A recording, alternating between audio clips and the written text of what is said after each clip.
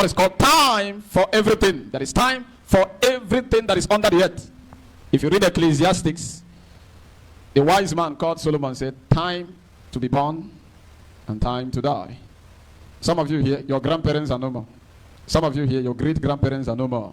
There is a time to be born and there is a time to what? To die. There is a time and season for everything. If you go down the book of Ecclesiastes chapter 3, it says, time to dance, time of sorrow, time to cry, and time to what? Laugh. When a child that is in the womb, a time will come when the child will want to come out. Even the woman cannot hold the child from coming out. Life is like a journey. The man that is born in a poor home came for an assignment. One that came from a family where people are failures have an assignment. If you are created by God, you have an assignment. Some of us are called to take our family from the land of bondage into the promised land. Some of you seated here under the sound of my voice is the mercies of your family. Just like we prayed in our prayer point this morning. If you have a special assignment, there is always an attack on your destiny. If you have a special assignment on earth, the enemy will always try to attack you, to frustrate you, to make your life miserable. But if you have God, greater is he that is in you than he that is in the world. Greater. The book of 1 John chapter 4 verse 4. Some people here have a special calling to be rich. That is their calling. Are you aware? Even the house of God, the church of God, cannot even prosper without money.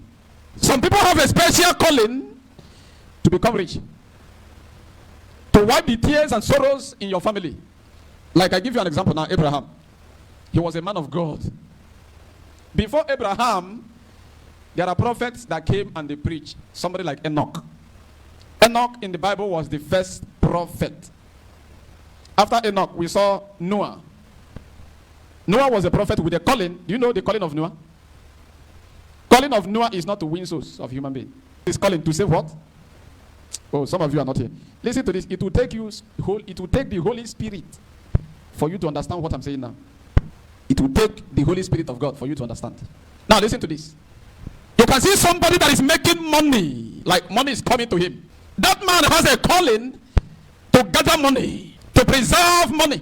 He says, and God told Noah, you have a special calling. Animals will begin to come to you, male and female.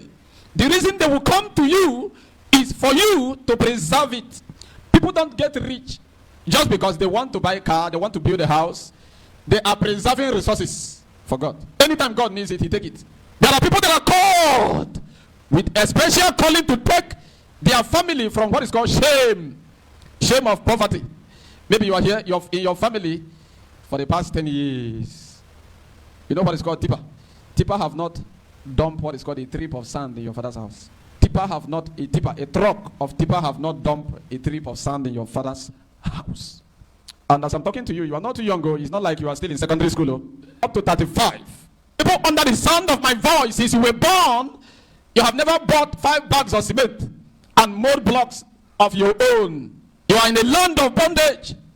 You need to follow us to the promised land. Ask yourself, when will I change? When will my life change? The problem is, as you are sitting here, the clock is ticking. Pum, pum. The opportunity is becoming tinier and tinier. Your life, instead of growing, it is your time on earth is reducing. As I'm talking to you, time waits for no man. As the clock is ticking, your time on earth is reducing. So if you must enter the promised land, it is now. It is today.